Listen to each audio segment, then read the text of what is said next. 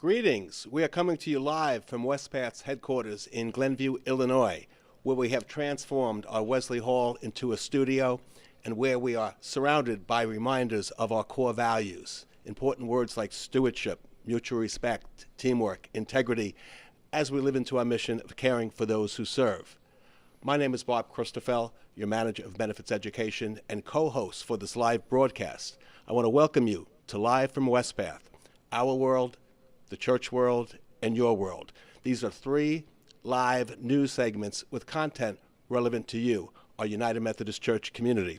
I want to thank you for joining us today. With me is co-host and longtime colleague Frank O'Brien, serving as Senior Benefits Educator here at Wespath. Hello, Frank. Hello, Bob. It is absolutely my pleasure to be with you today, co-hosting Live from Wespath. We have had over 2,500 registrants for this event. We thank you for tuning in to watch us live today. Our goal for this broadcast is to share Wespath's insights on the topics that matter the most to all of you, our valued participants. If our faces look familiar, then there's a good chance you've heard us live at an annual conference event, such as a pre-retirement or UMPIP seminar, or maybe you have met us virtually through one of our many benefit education webinars or through our one-on-one benefit education consultations. Thanks, Frank. Yes, that's true. It's been a busy retirement season. Before we get started, just a few housekeeping items. The platform we are using is interactive and enables you to ask questions throughout the broadcast. Please use the question and answer icon to submit your questions. These will go to our staff. We have subject matter experts working behind the scenes, answering your questions throughout the broadcast. We will raise up some of your live questions to our presenters. If you encounter any technical issues, they can also be submitted through the Q&A icon. Many of you also submitted hundreds of questions during the registration process.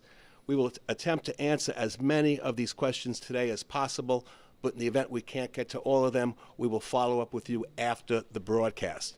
Live from Wespath is being recorded, and you will be provided with the recording link, some additional important resources, and a follow-up survey just to gauge your interest in future Wespath-sponsored events. Right now, it's my pleasure to introduce Andy Hendren, Wespath CEO and General Secretary, who has an important message to share with us today.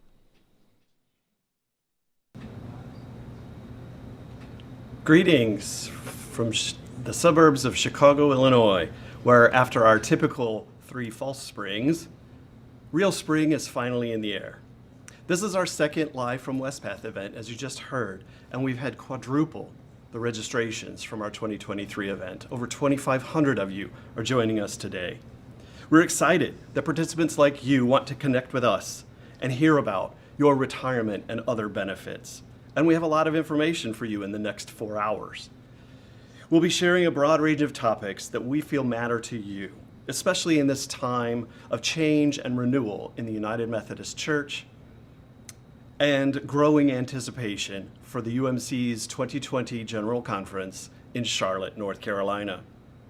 The agenda today is divided into 3 segments, one about our world, one about the church world, and one about your world. You'll have an opportunity to hear from the Wespath team about topics that matter to you, topics like the economic and financial factors that we consider in growing your retirement savings over time, how Wespath uses our stature and our voice as a major investor to push for care of creation and other important matters through engagement with the companies in which we hold investments. You'll hear about church-wide initiatives to increase clergy vitality and ministry through 5 dimensions of well-being. You'll also gain some insights on key legislation that we're bringing to the General Conference, including an inside view of Compass, a new retirement plan for United Methodist clergy. And you'll hear about how the United Methodist Church has turned away from disaffiliation and forward toward renewal and revived purpose. We know that this has been a difficult season for those in Methodist ministry. From the tumult of the 2019 General Conference to the trauma of the pandemic, through the disruption of disaffiliations, and now facing uncertainty in geopolitics and technology. So we hope you find that many of these sessions are forward-looking and really oriented around caring for you, caring for our church, and caring for the world, all of which are sorely needed. This live-streamed event is just one of the many ways that Wespath commits to caring for you who serve. Our relationship with you is the bedrock of everything we do. Your ministries, the good work you do in transforming communities and transforming the world, and the trust you place in us here at Wespath, those are the things that motivate every single employee in this building every single day.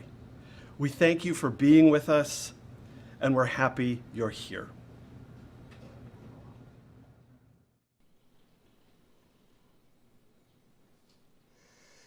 Thank you, Andy, for your opening remarks and for your sound and insightful leadership. Our first segment, Our World, provides Wespath's perspective on your investments, financial markets, and the economy. So let's turn it over right now to Dave Zellner and Johara, Farhadieh, and Ryan Nilsson for a conversation on finances and the future. Thank you so much, Bob. Hi, I'm Ryan Nilsson with the communications team at Wespath. I'm excited to be joined today by Johara, Farhadieh, and Dave Zellner. Dave is the Chief Investment Officer, and Johara will be replacing him on August 1st when Dave retires. I'm looking forward to talking with everyone about the enhancements, the improvements that they're both working on to make Wespath's retirements and retirement benefits even better. But before we talk about investments, I want to spend a couple of minutes introducing you, our viewers, to Johara. Johara, thank you so much again for joining us today. Of course. You joined Wespath in October. When you reflect on your first 6 months or so here, what really stands out to you? Well, I can't believe it's been 6 months, so I could start off by saying it's gone by so fast. But what really stands out to me, probably two things. One, the people, and two, the mission. Wespath fosters a culture of kindness and thoughtfulness, and it's a group of highly intellectual people, but it's really collaborative, and everyone is so kind. I felt welcomed, and I felt like I was part of the team from day one. So I feel very fortunate to work with such great people. And we also have such great leaders within the investment division. Obviously, it's led by Dave, but there's Frank Holsteen, who I'm sure you'll have met or hear from, along with great female leaders like Connie and Amy and Sylvia, who are part of the investment team. So I'm just really proud of that. The second piece is really around mission. I've always, I studied finance and had an interest in investing, but it was important to me to take that talent of investing, but tie it to some mission. And Wespath really drives that home, as you can see with the work we've done around the affordable housing, or the work that Dave and his team have led around climate change and sustainable investing. And so it's just been wonderful to be able to be an advocate for positive change in the world while also generating positive investment returns for our beneficiaries and our participants. That's awesome. Just wanted to note that a couple of those people you mentioned, like Frank and Amy and Connie, they'll be on in the next panel. So oh, great. Everyone can get to, if they don't know who Frank is from the quarterly videos, they can see him soon. Johara, prior to joining Wespath, you were at the Illinois State Board of Investment, and that's responsible for retirement assets for all state employees. Correct me if I'm wrong, but I believe it was ISB managed $24 billion in defined benefit assets and $5 billion in defined contribution assets. And you've also served on multiple mission-driven organizations on those boards. How have your past experiences prepared you for your new role at Wespath? Well, as you mentioned, Ryan, my prior experience is very similar to the work we do here at Wespath, managing pension assets for beneficiaries and managing defined contribution assets for participants. And so it was always important to me to adhere to investment excellence. And what that really means is providing access to the best investment managers out there, which is what we try to do here at Wespath. Also ensuring as fiduciaries that we're providing the best options, reviewing to ensure our fees are in line with market or better. And so a lot of that experience transfers over to Wespath. I spent a lot of time at ISB, making sure our offerings meet our clients' needs. So at one point, we added a private markets asset class, private credit specifically, to allow for more diversification in the portfolio. So I'm hoping to be able to bring that same expertise here to ensure that our offerings are meeting the needs of our clients. In addition, I was a big champion for diversity, equity, and inclusion across the asset management industry. So not only just making commitments to minority and women-owned managers that are some of the best managers out there, but holding our asset managers accountable for their efforts around diversity, equity, and inclusion. Again, I know that that's also important here at Wespath in adhering to our social principles. And then when it comes to the DC plan, I really wanted to make sure that our investment lineup met the needs of our participants and that we provided the appropriate investment options for them. And again, here with the UMPIP plan, wanting to always ensure that participants have the right offerings. Okay. Johara, you mentioned private credit. Real quickly, quick synopsis. What is that again? Can you remind me what that is? Of course. So it's a way for us to get exposure to credit markets, but that are not in public space. So right now we provide. It's easily accessible for us to have public fixed income. I would say about 10 to 12 years ago, private credit was like an asset class that was sort of baked into other private equity or private market asset classes, but it's now able to stand alone. So it's financing basically for private companies. And Dave, help me out here, but participants have access through private credit with their Wespath funds. Is that right? A part of private credit that Wespath has been offering for well over 30 years is our positive social purpose lending program. That's a part of private credit. But I think what Johara is talking about is further expanding beyond just funding affordable housing. Okay. Thanks for clarifying that, both of you. Dave, when you started at Wespath in 1997, can you maybe take us back to what things were like in 1997 at that point, and talk about some of the tools that you've helped develop so that our participants can, become successful investors? How have you helped our participants in that time since then?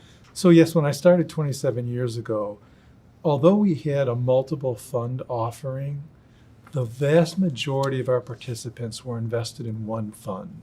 It was a one-size-fits-all fund. It didn't matter whether you were newly ordained clergy right out of seminary, or you were within 1 year of retirement, if you were a conservative investor or an aggressive investor. The vast majority of our participants were in the same fund.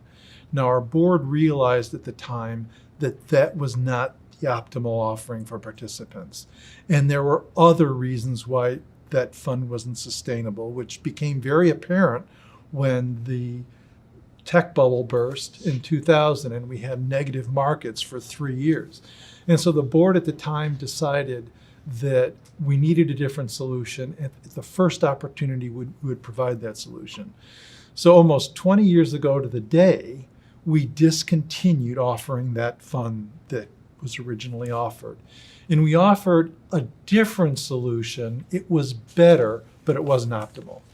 And so we recognized that we wanted to have a solution that recognized participants at various stages in their life, identifying the extent to which they had different preferences for how they wanted to invest, whether they were aggressive or conservative, whether they intended to work beyond their retirement date, normal retirement date, or retire before their normal retirement date. And so that's when, working with an outside consultant, we developed what we call life stage investment management. And we implemented that back in 2006, which takes into consideration each person's different elements of how they want to invest and what was unique about their own circumstances. Concurrent with offering life stage, we provided EY Financial Planning Services. Now, if someone were to ask me for my recommendation on what someone should do, I would recommend that they talk to EY Financial Planning Services, because every person's has a unique set of circumstances that can't be captured by life stage. But the reality is that talking to a financial planner is similar to talking to a doctor. They'll tell you to eat more healthy and exercise more, and the financial planner, most people think, will say, well, you need to save more and spend less. Yeah. And so people are reluctant to go to a financial planner. So that's why we offer the life stage investment management, because it structures participants' portfolios and gives them the opportunity to provide additional information unique to their circumstances. And I will say, Ryan, that 80% of our participants take advantage of life stage. I do think, Dave, mentioning sort of meeting our participant needs, I really do think EY is just a great tool that Wespath has set up for participants. You're able to really contact these financial advisors and really talk about your holistic financial situation, not only your Wespath retirement sort of savings. So they'll give you a broader view into your sort of financial security. And if you have any specific individual questions, that's your best resource. Yeah, I can say from personal experience, I've talked about 529s with EY for my daughters. So they just provide that, like you said, holistic perspective. And if you have individual questions, if you submitted individual questions when you registered, we're not going to be able to answer those today, but EY is a great place to turn to get answers to those questions. You know, and I should add, Ryan, that it's no additional cost to the participants. You didn't have to pay anything extra when you called UI to talk about your 529 plan. Exactly. So Dave, you mentioned the dot-com bubble. Another big noteworthy event during your time at Wespath was the global financial crisis. You've experienced several different market cycles. How have these major market events impacted Wespath? Yeah, 2000 to 2002, that was a slow decline. And every month we would see stock prices go down, and participants were naturally concerned that they were seeing significant losses in their accounts because of that event. And then in the financial crisis in 2008, 2009, it was a more rapid decline. It was over several months that we saw participant balances decline because the stock market was going down. And then we got to COVID, and we saw in just a matter of days a significant decline. But we've always maintained that we're a long-term investor, that we have a disciplined approach, that we don't react to the daily headlines, that we recognize that markets are volatile, and it's just a natural part of the financial markets. And so I think that disciplined approach, which we've communicated to our participants and that we've adhered to, has served our participants well. Because in all three cases, in the bursting of the dot-com bubble, the great financial crisis, COVID, the market eventually bounced back. Now, sometimes it takes a little bit longer, sometimes it's quicker, but the reality is that to the extent that our participants have significant time left from which they're going to be drawing on their retirement savings, they have the time to weather these downturns in the investment markets. I think these are really important points around ensuring that our audience and participants really know that we are long-term investors. 2008 was such a pivotal and significant moment in my career. I'm sure it was a significant moment in a lot of our lives, anyone who was in the stock market.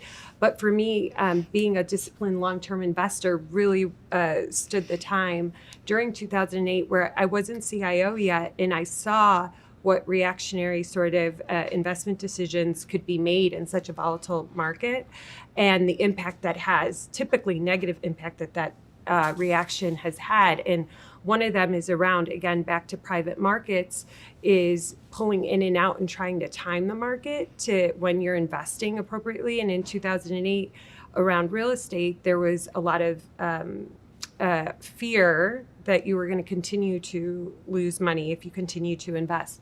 And at that time, we saw some people pull out of real estate. Well, it was actually probably one of the worst times to do that. And so, again, maintaining your long-term disciplined approach is critical, whether you're an individual investor or an institutional investor, an asset allocator. You know, Ryan, I started my career in 1987, and that was the year of the stock market crash. On one day in October of that year, the stock market went down over 20%, which is the equivalent of losing 8,000 points in the Dow Jones Industrial Average in one day. And there was a lot of panic back then, but it was very apparent that a long-term disciplined process was the right approach, because eventually the market came back. And in a lot of those times, Dave, is really where the opportunity is to actually buy into that environment. Oh, and that's a good point, Johara, because one of the things that we've done during all those downturns is that we've rebalanced our portfolios. You want to buy low and sell high. And when the market's down, you're basically buying at a discount. Mm-hmm. And so by having that discipline, our participants ultimately benefit. Thank you both for that perspective. That's really helpful. This is a question for both of you. Johara, I'll start with you, but I mentioned that transition at the start. Can you tell us a little bit more about how that's going and how that's working, and just kind of let our participants know about what they can expect in this transition period? Well, I sort of hinted towards this, but it's been wonderful. It's been a really smooth transition. I'm supported by a strong team. Dave has built such a wonderful foundation. As many of you know, Dave's been here for 27 years, building out a very strong team, and it's been really helpful to be able to spend this time getting all that institutional knowledge from Dave and his team. So this transition has afforded me to sort of sit back and get a better understanding of the operations and just who Wespath really is. So it's been wonderful. You know, when we talk about new roles, there's been lots of press releases, lots of announcements coming out of Wespath recently with Social Values Choice and the U.S. Equity Index Fund, and we'll talk about both of those in a little bit. But Johara, can you share, what are some of your priorities in this new role? So I would love to be able to, ensure that our fund offerings are meeting our clients' needs. And so the only way for me to do that is to sort of re-underwrite everything that we're doing in terms of our fund offerings, the fund lineups, to make sure that where they are today is where our clients' needs are necessarily. So that's important to me. Wherever I can ask questions on ensuring that we're being the most efficient, of asking questions like, why are we doing it this way? Or is there a better way to do it? So it's really just turning over every rock just to make sure that, and I'm afforded that opportunity because we have such a great foundation today. And so I'm just taking that time. So I would say that that's my main priority. And then also just supporting the team and having them get to know me during this transition is really important to me. So getting to know our clients as well and having them get to know me is a top priority in the near term. And then I know you mentioned Social Values Choice. I think that expanding that fund offering, and again, making sure that fund offering is meeting our clients' needs that want that. And I know that's going to be great for in the future. We've announced that it's going to be part of our life stage program that Dave mentioned earlier. And as well, it's going to be available for our institutional investors. So I'm really excited for that. That's right. Institutional investors by the end of the year and life stage by early 2026, I think we've said. Dave, I mentioned the U.S. Equity Index Fund. Hoping you can shed a little bit of light on that. We've heard from participants that they would like some more passive investment options. Can you talk a little bit about what passive investment is, maybe how that differs from what we currently have, and maybe just what something participants should know about the U.S. Equity Index Fund? Sure. So for all of our funds, we aspire to exceed the performance of a specific performance benchmark. For example, the S&P 500 is a common benchmark that people understand. And so passive investing tries to exactly match the performance of the passive benchmark. Active investing, you're trying to outperform the benchmark.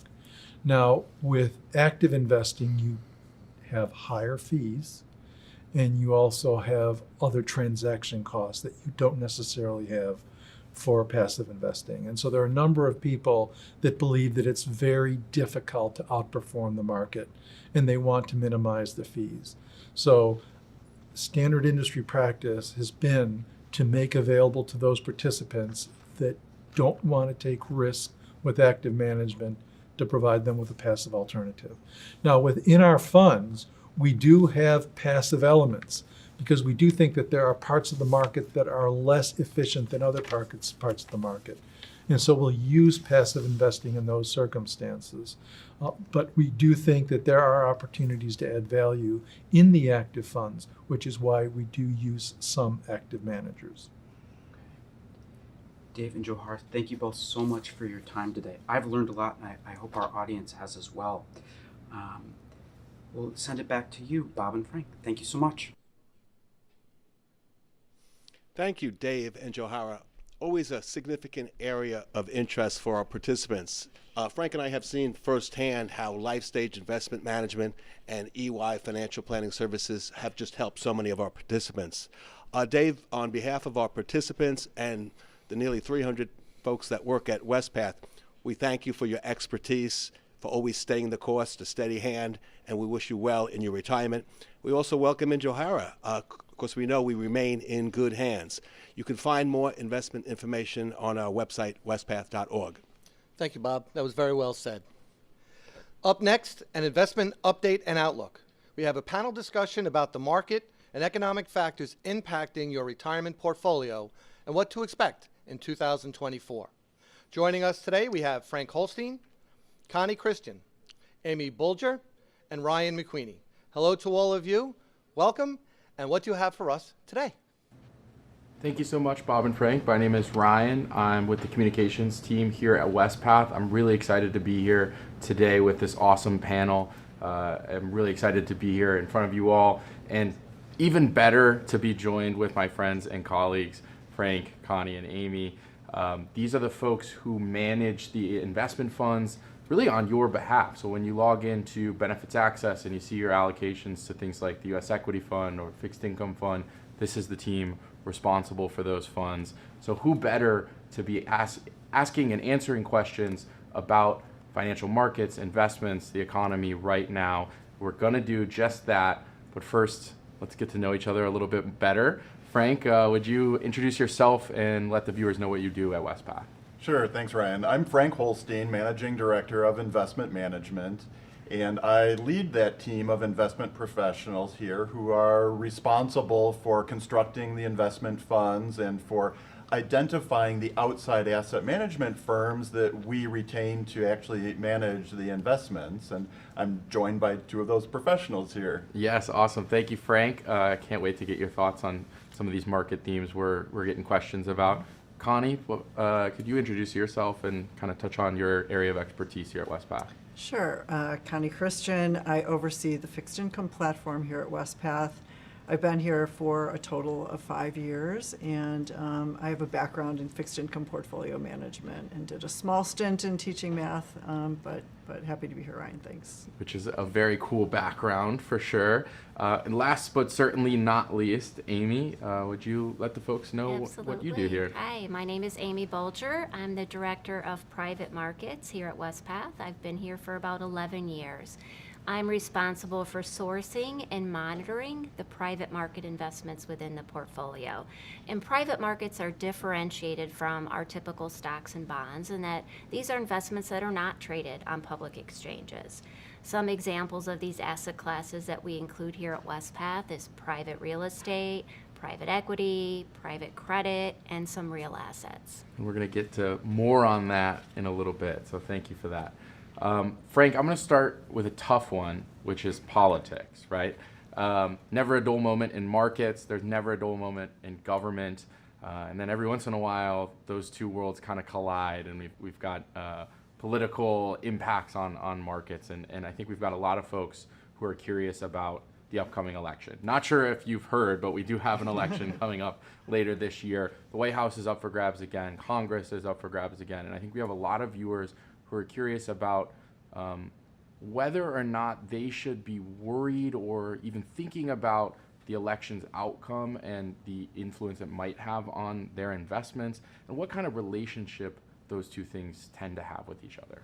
It's a logical question, Ryan, because during every election campaign, the candidates tout their own agendas and why they believe their agenda would be best for the economy and for markets. And certainly our asset management firms are carefully evaluating any potential policy implications that would impact the companies in which they've invested for our investment funds. But I've seen a number of research studies over the years that really indicate the election outcome is not a reliable predictor or indicator for market performance in the subsequent years. And so we at Wespath aren't going to forecast the outcome of the election, and we're not going to try to tactically adjust investments based on the perceived outcome for an election. I think this long-term strategic approach is best. It's a great perspective. Thank you for sharing that. And Connie, I think it's a good segue into your neck of the woods as well. I want to talk a little bit about diversification and this idea that investors, retirement savers should be focused on and investing in all sorts of different types of investments to kind of reduce risk and enhance their returns over the long term. Because so often, I feel like when we're talking about market performance, like Frank just did, people's heads immediately jump to the stock market. But we know we're exposed to a lot more because we're diversified investors, or at least we're trying to be. Can you explain for the viewers just that kind of core purpose and role of diversification, and in today's market, why it's still important? Yeah, for sure. Thanks, Ryan. When we talk about diversification, when we think about investing, we think about risks. There are risks associated with investing. And by distributing that risk across various asset classes, we're kind of evening things out a little bit. If something goes up, maybe something else goes down, and vice versa. Thinking about stocks do typically provide better returns over the long term, but they're accompanied by volatility, and there can be meaningful declines in the stock market in the short term. When we think about fixed income securities, bonds, may not provide as high of a return over the long term, but they tend to be more stable. So by combining those two, we're diversifying risk. We're getting a more consistent level of return, which can be important as we plan for our long-term financial goals. We hear about the 60-40, 60% stocks, 40% bond portfolio. That's a great place to start. One can assess their tolerance for risk and adjust that allocation accordingly. And then one more point, importantly, within the broad equity and the broad bond market, one can diversify within those broad asset classes as well. And we do that here at Wespath. We certainly we're do. Seeking diversified exposure to those asset classes. Yes. Okay, and combining stocks and bonds, as you mentioned, there's a little bit more to it even than that for us here at Wespath. We're combining other asset classes, less traditional asset classes, if you will. I know Dave and Johara mentioned earlier private credit. Amy, that's your neck of the woods, right? So I think we have some viewers who are curious about more than just traditional stocks and bonds, and the extent to which Wespath invests in those and offers them to our investors. What's your take on that, or what could you explain to the viewers on our approach to other things? Yeah, certainly. We do invest in other asset classes besides stocks and bonds, and that's my whole purpose of being. In fact, we actually include private markets, or sometimes we refer to them as alternatives, and they sit within our daily traded equity and fixed income funds. We have a small allocation to those. And we believe, as Connie mentioned, that adding these additional asset classes provides further diversification and as well additional return. And then last year, we launched a new alternative asset fund for certain of our institutional clients who want more exposure to private markets. And this actually will provide them a global portfolio of diversified private credit and private equity investments. Love that. Thank you for explaining that for us. I think there's a couple things in there I want to just reiterate. First of all, we have those institutional clients you mentioned, and I know we have some viewers who probably volunteer with their Methodist foundation, or maybe sit on the investment committee and endowment committee for their church. We offer services for folks like that, and I know we're going to hear from our institutional investment services team later, as you mentioned. And then the other thing, we saw a couple questions in the chat already this morning about choice for investors beyond those traditional stocks and bonds. And I think what I like about what you just mentioned is we launched that new fund for institutional investors because there was demand for it. And so we certainly are always evaluating opportunities to meet customer demand. Exactly. Awesome. So any more questions about that, certainly in the chat, we can get to those. So Frank, back to you. We've now heard about the role of diversification, both across asset classes and even within those asset classes. I really like this concept of the viewers all being at different stages of their retirement journey, right? Maybe just starting out, just in the first few years of their career, maybe somewhere in the midpoint, a few years out, and maybe folks who are at or near retirement. Journeys are not always smooth sailing. The retirement journey certainly is not always smooth sailing. We know there's going to be ups and downs. What is your perspective on volatility and how a average retirement saver, wherever they are on their journey, might think about those ups and downs? It is a journey, Ryan. That's a good way to describe it. And when I think about someone who is early in their career, they've got a long horizon for their investments that are going to support their retirement, meaning they don't need to worry about selling investments for many, many years. They should be thinking about buying as many investments as they possibly can. So setting aside as much as they possibly can and investing. Because of that long time horizon, they can seek investments with greater return potential, like stocks, because they can tolerate the ups and downs in their portfolio, knowing that they don't need to sell until they retire many, many years from now. And stocks are volatile. They rise and fall quite a bit. Over the last 40 years, on average, in any particular year, stocks are down in the US about 14%. That's a pretty big decline for a person to see in their account statements. A year like 2020 in March, with the onset of the pandemic, stocks were down over 30%. And so the discipline to stick with a long-term process and the knowledge that they're not selling for many years gives them the opportunity to really produce a better outcome. Now, you're right, it is a journey, and as a person approaches retirement, they do start thinking about selling investments to replace the income once they're no longer working. And so if a participant is using life stage, they observe that in their portfolio, that the allocation to stocks gradually declines in favor of fixed income.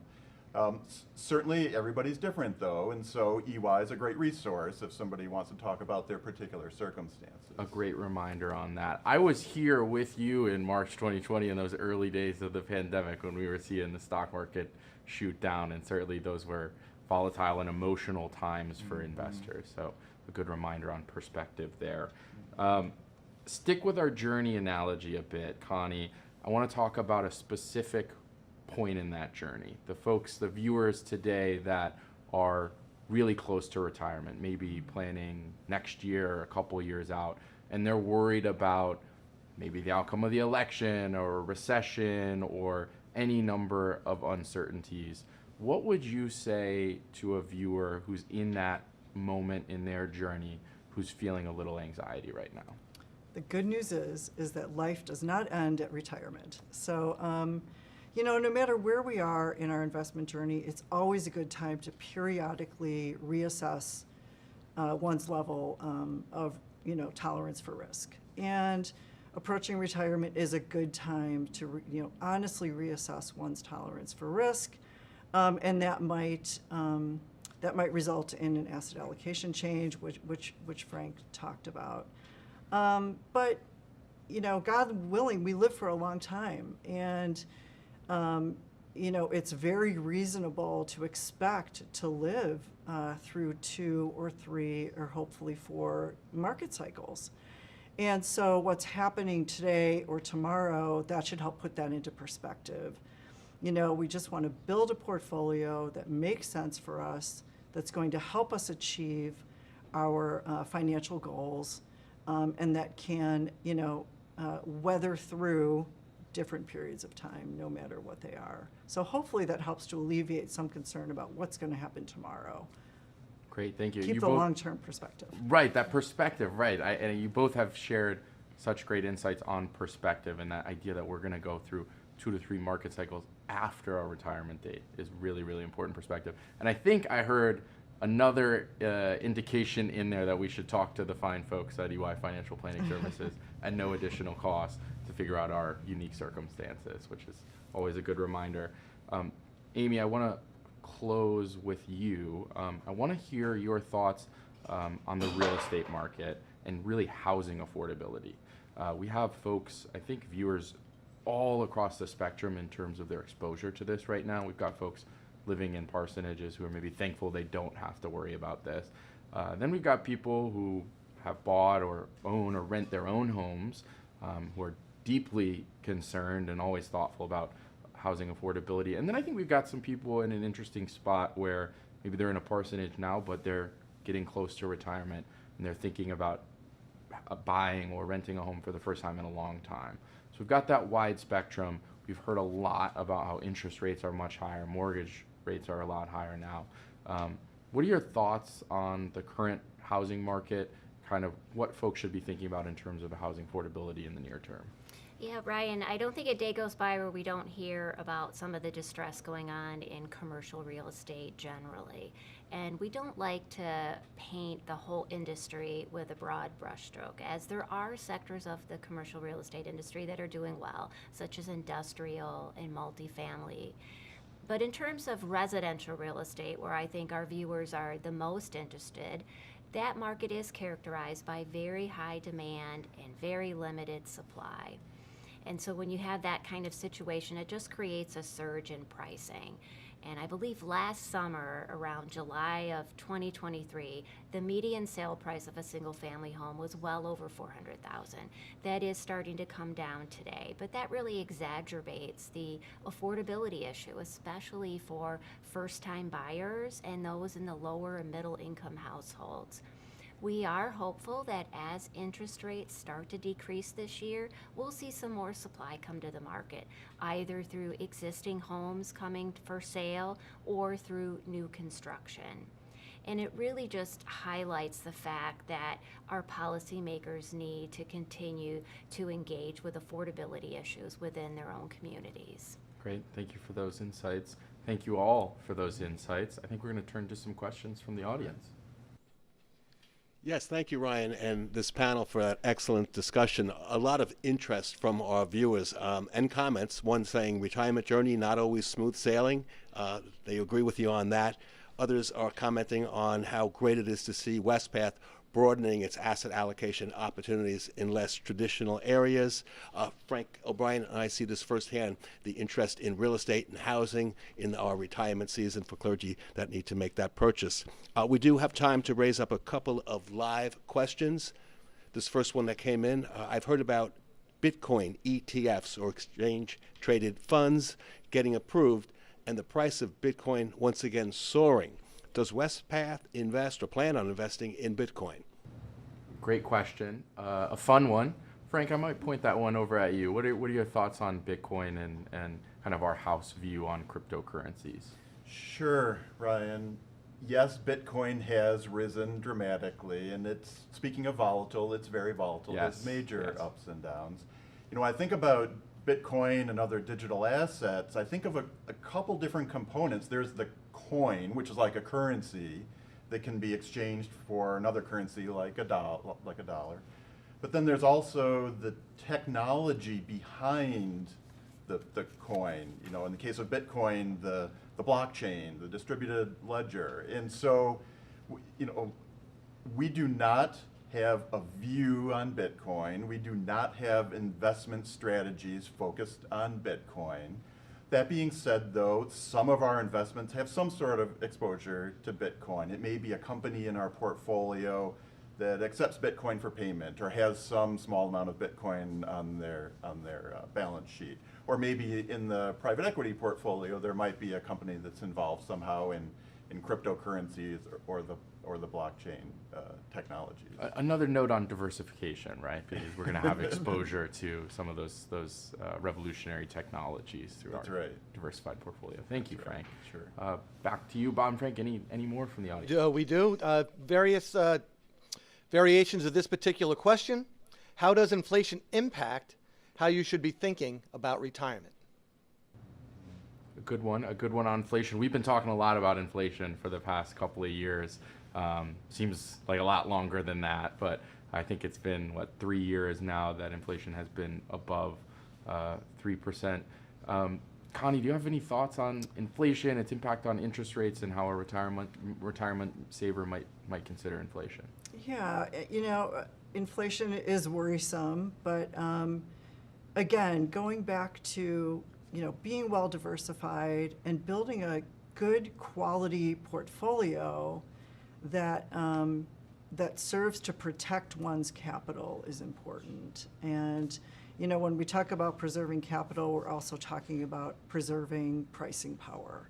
And so again, just going back to really building a well-diversified portfolio that provides capital appreciation as well as protection is important. Great. And so we have solutions in our kind of suite of funds that are focused on helping people do just that. We do offer an inflation protection fund, and then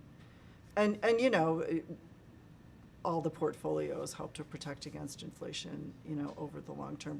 But we do have the inflation protection fund, which is focused on providing a return that is better than inflation, basically. Great. Thank you. Yeah.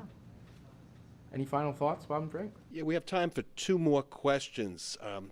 When have the markets had upturns that were significant in our UMC retirement plans? We talked about downturns in the market. When have we had some good upturns that have helped our participants?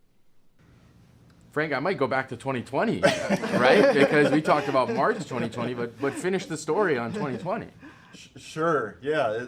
As I said, in any given year, at some point during the year, we see a big drawdown, usually. And we talked about 2020.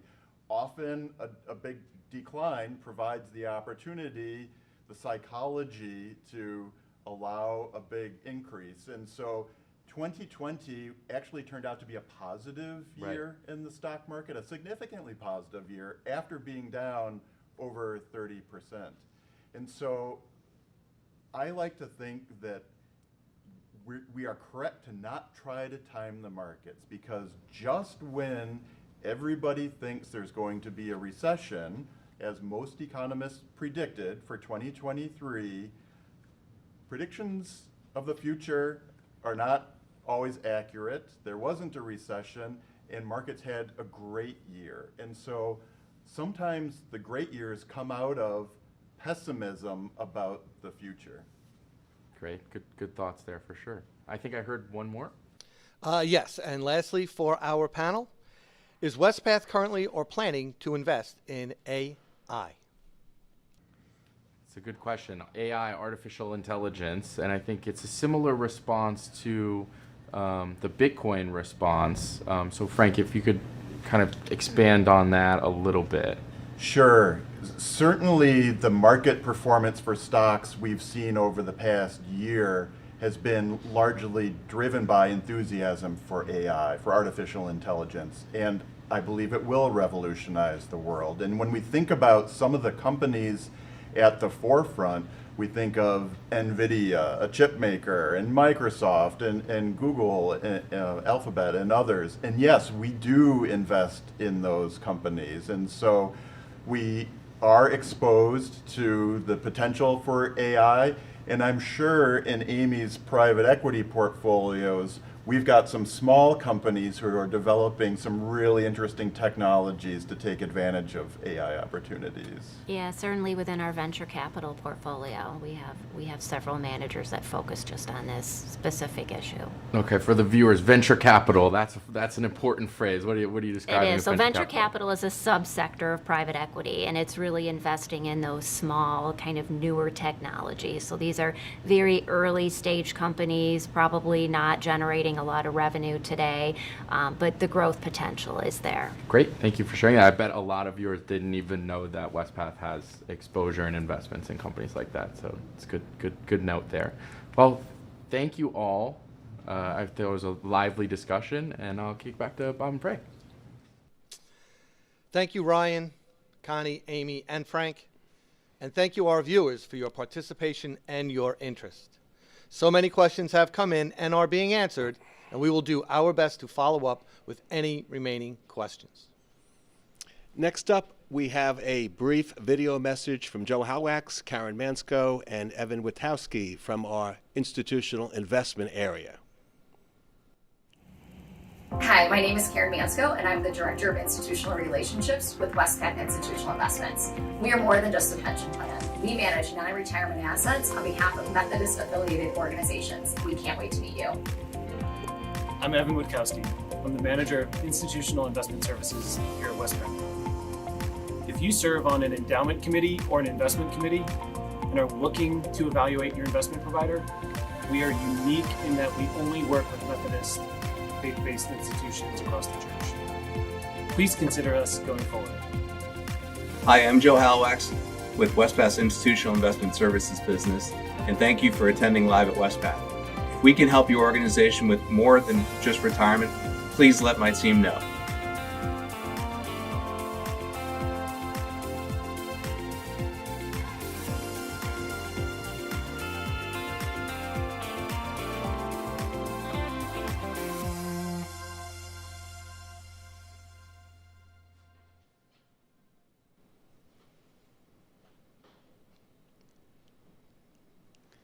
Thank you very much, Joe, Karen, and Evan. The next topic of our world will focus on how Wespath uses shareholder engagement as an important tool to drive progress on sustainability issues that we have both a moral and a financial imperative to address now. Joining us are Ryan Nilsson and Lucas Shepner. I want to welcome in Lucas and Ryan to Live from Wespath. Thanks, Bob. Again, my name is Ryan Nilsson. I'm on the communications team at Wespath, and I'm really excited to be joined by Lucas today. Lucas is our Manager of Sustainable Investment Stewardship. Lucas, can you tell us a little bit about what you do here at Wespath? Sure. Nice to be here with you, Ryan. I'm Lucas Shepner, Manager of Sustainable Investment Stewardship here at Wespath, where a lot of my work focuses on engaging with companies, policymakers, and our asset managers on issues like climate change. Thanks so much for explaining that. I think shareholder engagement might be a term that not everybody knows what that means or uses every day, certainly. But we've had a good example of it recently in the news. There's been a pretty public battle about who should be on Disney's board of directors. The company was advocating for certain people, and then an activist investor was advocating for other people to be on the board. You know, voting for board of directors is an example of shareholder engagement, but that might be kind of the tip of the iceberg. When we say shareholder engagement, what exactly do we mean by that? Can you kind of give us a tutorial, like easy examples of it? Sure, and Disney's a good example. I think Disney hired an army of people to go out and make cold calls trying to support their position in that director fight. So what Wespath does, we use our position as a shareholder to advocate for sustainable business practices at the companies that we own. So on behalf of our plan participants, we have a small ownership slice in thousands of companies. And this gives us a seat at the table with company management. And thanks to the Securities and Exchange Commission, there's also a democratic process that's in place that lets shareholders make their voice heard on things like director votes, but also things like pay packages or shareholder resolutions that most shareholders can bring to the floor, and then that gets voted by every single shareholder in the company on issues like climate change or human rights. Those are common shareholder resolution themes. So in addition to that structure, we're also constantly talking with companies directly in dialogue. And In doing so, what we're trying to do is urge these businesses to do things like reduce their carbon emissions or address human rights risk in their supply chain. And we do that because we see these issues as material shareholder value. We do it, because it's the right thing to do, because the Book of Discipline calls us to do it, because the church calls us to do it. But also, addressing these issues are the kind of things that we need to do if we want to have an inclusive economy, a healthy environment that we think we need for stable returns for our plan participants 5, 10, 15 years from now. Thank you so much for explaining that. I think that's a good explanation. When we talk about Wespath addressing issues that impact shareholder value, like climate change, engagement isn't the only tool we use. What are some of those other tools that Wespath uses? Sure. So in addition to engagement, just to stick with the climate piece, we also will avoid certain investments, and we'll also make direct investments. So on the avoid side, we do have a process that prompts us to divest from companies that we think are just taking on too much climate risk, or where we feel that we're kind of kidding ourselves if we think engagement's going to work based on their business model. So several years ago, we divested from most companies that bring in most of their revenue from thermal coal, used for electric power, the most carbon-intense form of creating power. But we've also expanded this policy in recent years. So we've adopted what we call our measures of excessive sustainability risk. So in addition to things like revenues from thermal coal, through that structure, we're using data from some of our partners like Transition Pathway Initiative and Institutional Shareholder Services and Climate Action 100, which we'll talk about later, to judge companies' awareness of climate as a material risk. So things like whether there's structures at the board level for managing climate risk, what the decarbonization plans are for these companies. So that's how we will also use the avoid approach to deal with climate change. Finally, on the investing side, in 2016, we started a fund investing directly in alternative energy with two of our asset managers. That started off at $500 million. Now that's at $820 million as of this March.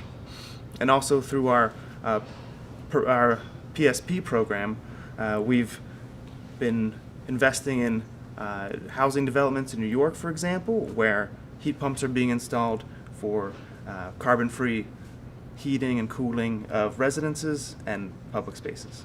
Personally, as somebody who likes things like This Old House and HGTV, I think some of the stuff that positive social purpose lending program does is very, very cool. Again, thank you for explaining. And you mentioned climate change. I think we're going to stick there a little bit today and talk about that, in part because of General Conference coming up. There's a petition calling for fossil fuels to be added to the list of ethical investment exclusions in the Book of Discipline. Can you help viewers understand why Wespath has submitted its own petition and maybe where some of those differences are, but also where we might see eye to eye as well? Sure. So first off, I'll say that we 100% share the motivation of those other petitions to address climate change. That's a huge part of why I'm here working hard at Wespath, and I think many others are too, is to try to address the climate crisis with whatever tools we've got. We just differ on the how. We think that the UMC should ramp up its ambition when it comes to addressing climate change, but we don't feel like excluding investments in fossil fuels as a one-off move is really going to change the real economy. It's something that is a little bit different than other screens that we have in place on things like private prisons or tobacco. You can't go through life without engaging in fossil fuels or using them in some way, unlike some of those other screens that we've had in place in the past. So we think we're better off staying invested, dealing with that messy and complicated issue of how we move our whole real economy towards a low-carbon future, rather than making one single symbolic divestment. Okay, thank you. Now, when people registered for this event, they had a chance to submit questions, and I think a question that we've gotten is along the lines of, give me an example, show me how Wespath's approach of using engagement along with investing in that selective exclusion, but in particular engagement, how has that made a difference? How is that working? Sure, I'll give a few examples of recent achievements we've seen and improvements with some oil and gas companies. So Chevron is a company we've engaged with for a number of years. We were part of a shareholder resolution that passed with unanimous support on producing a new methane management and risk report. We also engaged with Occidental Petroleum, and they were one of the first oil and gas companies to set a net zero by 2050 ambition. And we were also part of a climate risk reporting proposal that was one of the first that achieved majority vote from shareholders, asking the company to be more transparent about its climate risks. ConocoPhillips, that's another oil and gas company we've been engaging with, and they joined the Oil and Gas Methane Partnership. That is really kind of the gold standard globally when it comes to measuring and reducing methane emissions. We'll talk about that a bit more later, I believe, but that's super important because depending on how you slice it, methane is 28 to 100 times worse than CO2 when it comes to global warming. ConocoPhillips has also set some flaring reduction goals, and I mentioned the Oil and Gas Methane Partnership. We've seen some great moves there very recently. So ExxonMobil, they joined that partnership a couple months ago, and just a few weeks ago, we were talking with Chevron, and they've announced that they have also joined that initiative too. I think there's some extra significance to me, it seemed like, with Chevron joining. Can you elaborate on that a little bit and what they might bring to that group? Sure. So I think it's always really interesting to pay attention to tipping points when it comes to engagement on issues like climate. And I think we've reached that with this particular methane initiative. Chevron joining, they were later when it came to large U.S. oil and gas producers because they have some reservations about it. They generally are pretty good when it comes to methane in their own operations, but I think them joining and maybe being a little bit more of a skeptical voice of the structures as they are is probably something that's going to make that particular initiative even stronger. Thanks for pointing that out, and great work on that. Wespath has one of the largest faith-based pension funds in the world. We cite that often. But in the grand scheme of things, when it comes to investing, Wespath owns a very small piece of Chevron and even smaller percentage of shares of Oxy. So how can Wespath make a difference when it owns, say, 0.009% of Chevron? Sure. So we've been able to, I think, punch quite a bit above our weight. 26 billion sounds like a lot to me, but when it comes to a lot of the global investors or some of our asset managers that we're working with that might manage 100 or 200 times that, we're a pretty small player. But we've been able to take leadership roles in things like the UN-convened Net Zero Asset Owners Alliance, where some of our colleagues have been a part of leading tracks around engagement and communications. So that's let us be a big part of setting global standards when it comes to what asset managers should be expecting from oil and gas companies in a low carbon transition, or what they should be doing when it comes to policy engagement. So we've been able to have an important voice there. And if we were to divest from fossil fuels, our Methodist voice there gets lost at these global forums, and I think the debate definitely ends up a lot worse for it. Yeah, I think with that Net Zero Asset Owner Alliance, I think of best practices. I think Jake and Ryan kind of help set some of those best practices. Another group you've talked about it a little bit is Climate Action 100 Plus. Can you elaborate and tell us a little bit more about that? Sure. So Climate Action 100 Plus, it's been around for a number of years now, and it is, I believe, the biggest investor coalition engaging on any issue, period. What they do is look at the 100 and change most emitting companies globally and engage with those companies to disclose their climate risk and bring down their emissions over time. So they've been a great partnership. We lead a number of engagements with companies who are on that list, including some of the ones mentioned earlier, and that's been an important force for making climate change disclosure something we can take for granted amongst a lot of companies today. Okay. I think critics of Wespath's approach in investing in fossil fuel companies are concerned not just about what's good for the environment, what's best for the environment, but also their financial interests, how their investments perform. Why hasn't Wespath divested? Sure. Well, first off, we do think that fiduciary duty, that's central to everything we're doing. And part of that means that a diversified portfolio is important. And getting rid of fossil fuels reduces that diversity. But more importantly, we see the kinds of progress that's been made through engagement that you mentioned, actually paying dividends, and we think that is the better way. Keeping us at the table, being able to be a gadfly to companies about these risks, that's where we can play the bigger role when it comes to addressing climate change. That makes sense. Now, Wespath is doing more than just engaging fossil fuel companies. What are other ways Wespath uses engagement to address climate change? Sure. So one way is with companies on the demand side of the equation. So one company you may have heard of called Cummins, a large industrial engine manufacturer, they committed to set a net zero ambition last year. They also committed to reducing their carbon emissions by half by 2030. Another company we were talking to just a few weeks ago, WEC, a large utility, they supply a lot of the natural gas in Chicago, for example, to homes.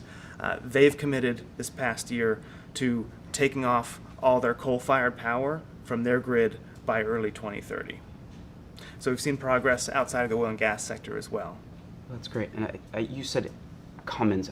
I honestly had never heard of Cummins before I started at Wespath, but having written about the engagement now I see it everywhere. They make the engines for some Ram trucks. They do the lots and lots of like school buses and city buses, things like that. So they're everywhere.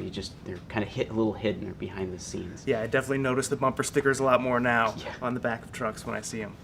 I'll also mention a few of the pieces we've been doing on the policy side too, if that's all right, Ryan. Yeah, absolutely. So I mentioned methane earlier. Maybe sounds like an esoteric issue, but it really matters because that is one emission that, like I said, worse than CO2, and it's something we can bring down today with existing technology. So it's a real good bang for the buck issue. We've been talking a lot with policymakers on this. So there was safety and leak rules around pipelines that were kind of stuck in the 70s and 80s. There was new rules brought up to modernize those standards this past year. We commented in support of that. And also, kind of a corollary to the IRA, we were able to comment in support of some new EPA rules for what's called waste emissions charge. So that provides some incentives and some sticks to getting companies to bring their methane emissions in line with these new leak standards. I'll be honest, carrots and sticks is more the language that I understand. When we talk about public policy engagement, one of the things that sticks out to me is we're not engaging just one company. We're able to influence an entire industry. Is that right? Yeah, you can only get so far by talking to companies one by one over and over again. But by talking with regulators and the companies, getting feedback from them all on a certain rule, trying to work together to make that more effective for all parties, that's where we're hoping that we can make that systemic change happen to shift industries as a whole, rather than just limited one-off engagements. Thank you. Now, there are still going to be participants who say, you know what, I don't want my money, the money that I've earned, that I've worked hard for, that I've saved for retirement, I don't want that invested in fossil fuel companies. And I think we understand that. For those participants, we offer the Social Values Choice suite of funds. Can you tell us a little bit more about those three funds and some of the announcements that we've talked about earlier today, just how that will expand access to those funds? Sure. So these Social Value Choice funds, they offer participants who would rather avoid investments in fossil fuels a fossil-free portfolio. We're also expanding this to life stage, as Johara and Dave mentioned, by early 2026. So we think for those participants who would prefer to avoid fossil fuels, we've got options for them too. That's wonderful. Lucas, I hope our audience has learned a great deal about shareholder engagement and how Wespath goes about that. Thank you so much. Bob and Frank, back to you. Any questions from our audience today? Lucas and Ryan, thank you for sharing the important work Wespath does on behalf of participants by engaging with shareholders to achieve positive environmental outcomes. For our viewers, Wespath offers a lot of information on our sustainable investment work on wespath.org. We all encourage you to go and take a look at the information we provide to you. We have received some questions. We'll begin with, some people question the integrity of fossil fuel companies. Why does Wespath think fossil fuel companies will act in good faith? Sure, great question. So, look, there are disagreements that we have with the companies that we invest in. And one thing that we've been trying to push, especially with our asset managers, is our idea that, look, you can still have a constructive dialogue when there's tension in it, and that you can do things like vote against directors to still send important signals while a conversation is ongoing. So, for example, with Chevron last year, we voted against a number of their directors despite some of the ongoing progress we've seen. So, are we always agreeing? No, but we think we're better off engaging with these companies than walking away from the table. In fact, in many cases, these companies would love if we divested, because then they wouldn't have to talk to us anymore. But we're an important voice for doing things like reducing carbon emissions. Thank you, Lucas. You had also mentioned that Wespath excludes coal. Can you tell us a little bit more about exactly how that policy works? Sure. So, in addition to excluding companies that derive a lot of their revenue from thermal coal, as part of that measures of excessive sustainability risk piece that I mentioned, we're looking at things like reporting frameworks such as the Task Force for climate-related financial disclosures, where we're looking at things like whether companies are doing scenario planning when it comes to climate risk, whether there's board responsibility for climate risk, and whether issues like safety and carbon emissions are things that are being rewarded through ESG executive compensation structure. So these pieces of analysis are elements that come in addition to that, just look at that basic look at thermal coal revenue. Okay, and we have one final question, actually two questions in one. How does the engagement with fossil fuel companies and policymakers impact my retirement investments? What's the connection to my funds with Wespath? That's a great question. And oftentimes, to be honest, it's pretty tough to draw the black and white line between some action that we're taking and outcomes. As we've talked about, a lot of this work is done in collaboration with many other investors and with companies and policymakers themselves. But ultimately, what this should be doing for our participants is making sure that their retirement is more resilient. Climate change was a big risk that is now broadly understood to be a financial issue, but it wasn't in the past, and that was a major blind spot for a lot of companies. So by engaging with policymakers and companies, we're hoping to shine some light on those blind spots, improve the financial returns over time, and reduce the kinds of environmental and social risks that might be present but not paid attention to in our participants' portfolios. Thank you, Lucas. And I want to give a big thanks to all of our viewers for your participation and interaction. It really what makes Live from Wespath, I think, a very special event. So thank you for joining us for segment 1. We hope you found the information meaningful and relevant. We will be following up with you with additional resources and the links to the recordings and this brief survey that we keep talking about, the importance of that survey, so we can gauge your interest in future Wespath-sponsored events. I would like to share with our viewers that the best way to stay up to date on your benefit plans and services is to follow us on social media, which provides the latest and greatest resources provided to you at Wespath. You can find us on Facebook, LinkedIn, Instagram, YouTube, and X, which was formerly Twitter. Stay tuned for our next segment, The Church World, starting at 12:30 p.m. Central Time. This segment will provide an update on General Conference, clergy well-being, and UMC disaffiliation. We'll join you back here at 12:30 Central Time. However, in addition, we're going to open up the chat during the break. So you can click on the chat icon, which is next to the Q&A icon, and tell us who you are and where you are serving. We'll see you back here, 12:30 Central Time.